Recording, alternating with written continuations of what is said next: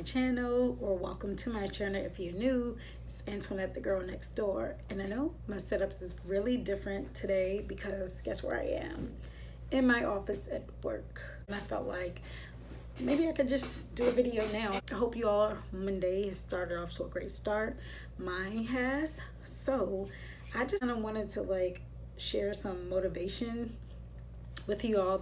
It's 2018. You know, at the end of the year, the beginning of every new year, everyone is always pumped and motivated, like, oh, new year, new me, new goals, setting all these fitness goals, setting all these cutting people off goals and things like that. So, in which I hope you still achieve your goals.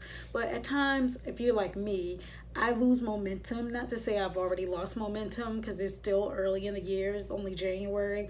But it's easy to get caught up in the hype of changing and setting goals and then kind of lose momentum and become lax and not really start working towards your goals. So these are just things that I think that you should have already started in 2018. One, setting goals. For me, I like to write things down. A vision board, I tried it, but it didn't work well for me. But vision boards, writing it down, whatever you have to do, you can type it on the computer, start coming up with your goals. Secondly, figure out a way. You should already figure out a way what you're going to do to implement these goals. Now, when you set goals, it's not always realistic that you're going to complete the goals right away. So have a realistic time frame. I'm always stressing the importance of setting realistic, attainable goals that you know you can achieve this year. You should have done already, what you should be doing in 2018 already is eliminating the toxic people. I hope those people were left in 2017. I mean, as I get older, I realize and I value friendships, family friendships, work relationships, all type of relationships in my life. And I have no tolerance for nonsense. So I just without easily, just with a breeze, eliminated toxic people. So this 2018, if you're still with the same people that you know they're no good for you, that aren't healthy for you, that trigger you in any type of way, yeah, go ahead and get rid of them, okay? This is a new year. You said new year, new me. Then that includes getting rid of anyone who brings you down, anyone who's toxic, sketchy, or any of that. So they should already be gone. Something else that you should already be doing in 2018 is set up some financial goals. I don't know how relevant this video is to every age bracket or every age group, but I feel like if you're between 18 and up, yes, 18, because when I was 18, I was very irresponsible. I got in a world of trouble with debt, credit cards, and things like that. So I'm educating even the younger ones, but it's 2018. For me, it's big to have a financial plan. If I were to open my book, you would see it's really intricate part of my life to know what my finances look like. This is something you should have already kind of figure out your financial budget. The older you get, the wiser you become with money. I hope so, and with your finances. So you should have already figured out a budget, whether you go speak to your accountant, whether you do it yourself. Figure out your budget, figure out your finances, and figure out what you're going to do to make some money, honey. Life is too short to be broke. Something else you should have already started in 2018 is not comparing your life. Now, I know I can't tell you all what to do, but these are just my suggestions. Let me tell you something, what has been helpful for me. There are times I just completely disconnect from social media. My Facebook account is deactivated now. That's why I don't leave my Facebook information below, but I'll reactivate it maybe after Lent. But my Snapchat and Instagram, I take breaks from that. Take breaks from social media and focus on yourself. I'm telling you, when you do that, you will get out of the routine of obsessing over other people's lives and comparing your life. Social media has wired our brain that, oh, you should have this, you should live this way. If you're not doing this, then you are pretty much nothing. They tell you what your relationship goals should be like, your financial goals, your friendship goals, your work goals. No, I completely think that we all need a break from social media, but if you feel like you're one who's super obsessed and can't let it go, I say moderation. I'm sorry, y'all, I have to fix this bill up. Oh, you guys already know, this one is a big one. Wait, I don't know if I even finished the social media one up. Yeah, so social media, use it less. to focus on your goals and stop comparing your goals. You should have already left that in 2017. Something else that is really big for me, huge for me, is to do something just for you. You see these nails? This just is a part of my self-care. Like self-care, no one said you have to like spend all this money on self-care. I enjoy like getting my nails done, my hair done. You see me with a different do. That's a part of my self-care, whether that's binge watching TV or sitting in silence. Do something just for you. Parent right now, so I don't have the stress of having to like be a caretaker and getting kids ready and stuff like that for school. But I am a girlfriend, and that's a job if you ask me, and I'm a therapist, so I'm helping people like daily. So it's so important for me to take some time out for myself. I know you guys heard this saying, no one is going to treat you the way you treat you. Take some time for yourself. Do something you really like, whether that's buying that bag you want, whether that's going on a trip by yourself you want. Like, you should have already done one thing for yourself this year. Maybe tonight you can cook a good meal, buy some lobster that you want.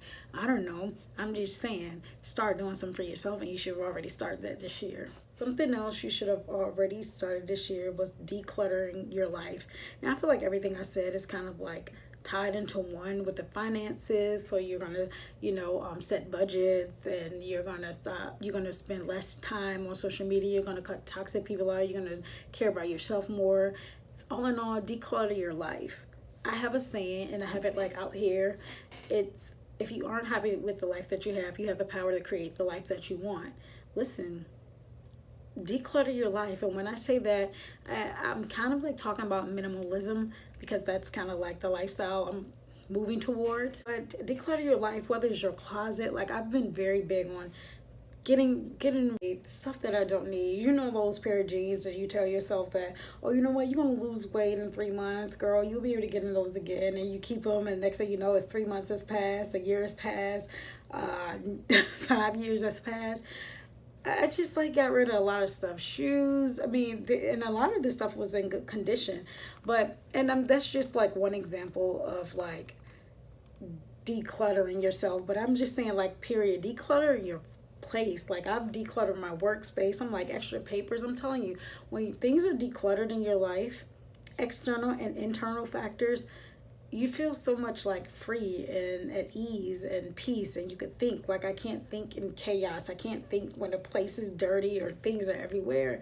You should have already started doing one thing to like declutter your life, and if you haven't, these are some suggestions. Like, you could start simply as decluttering like your place where you live. I have two more. Something else you should have already started in 2018, or something already began in 2018, is your health. All right, no, I'm no health guru, I'm no fitness anything, but this is for me too. So everything I'm telling you is to me too. Stay on top of your health, whether that's going ahead and make that doctor's appointment for a physical, a gyno appointment, just to get a checkup, if you need to go get dermatologist and get your face clean, your teeth cleaning. Like, you should have already, if you didn't get it yet, like already like called and made an appointment for whether it's this month or 3 months from now. Your health is so important.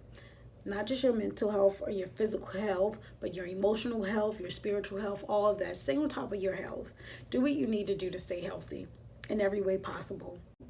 Only have one life and one body and one mind and one soul and one everything else. Stay on top of that, and you should already start thinking about that in 2018. And the last thing that you should have already started in 2018 is practice gratitude every day. Again, this is to me too, because I have a hard time sometimes. Sometimes I could we take the small things for granted. The very small things. I mean, like, even yesterday I was driving and I'm like, God, thank you for a full tank of gas. I'm saying God because that's my belief. I believe, I'm a Christian, so whatever. I don't want to like impose anything on you, but practice gratitude. Like, say things, start pointing out things that you are grateful for. Sometimes we take the small things for granted, and then we realize when we don't have it anymore, like, oh, I could have did this differently, Like, I'm saying, like, the smallest things. I'm coming closer because it's so important to stay grateful. Life isn't fair for all of us. Life isn't, you know, a white picket fence and roses and all that social media stuff that they present. But if you woke up this morning, or any morning, you go to sleep at night in good health, that's something to be grateful about. If you have even just one like important relationship in your life, that's something to be grateful about. Like when you start being grateful for the small things, you'll start seeing bigger things manifest in your life. When I say I thank God for the smallest things, like, oh, I got a like little quilt yesterday from TJ Maxx. I'm like, oh God, thank you for this quilt. I think it's so important for everyone to like practice gratitude daily. Just think of something daily. And whether you say it out loud, whether you say it in your head, whether you say it in your journal, whether you tell the person or show it, just practice gratitude daily. Make it a daily habit. I think that's important, making gratitude a daily habit. I'm telling you. And even like when I don't have road rage, because I have road rage, I'm like, God, thank you that I did not flip out. No, seriously, no. But practice gratitude. These are things that I hope that you've started in 2018, that you should have already started. And if you didn't start, it's okay. It's not too late. Okay? It's not too late. I feel like I just like been real therapist, like probably because I'm in my office. But I hope this video helps some of you. Share with me below what are some things you've already started in 2018. Comment below. And I'll see y'all in the next video. I've been practicing the Millie Rock thing.